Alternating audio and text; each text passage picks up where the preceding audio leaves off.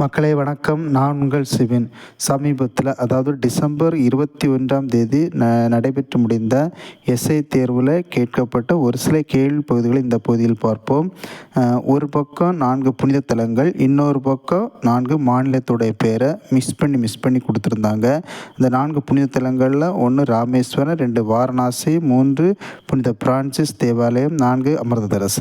அப்போது அதோட தொடர்புடைய மாநிலங்களை சரியாக பொருத்தி பார்க்கும்போது ராமேஸ்வரம் தமிழ்நாடு, வாரணாசி உத்தரப்பிரதேசம், புனித பிரான்சிஸ் தேவாலயம் கோவா, அமிர்தசரஸ் பஞ்சாப். அதுபோல் 4 தேசிய பூங்கா கொடுத்துருந்தாங்க.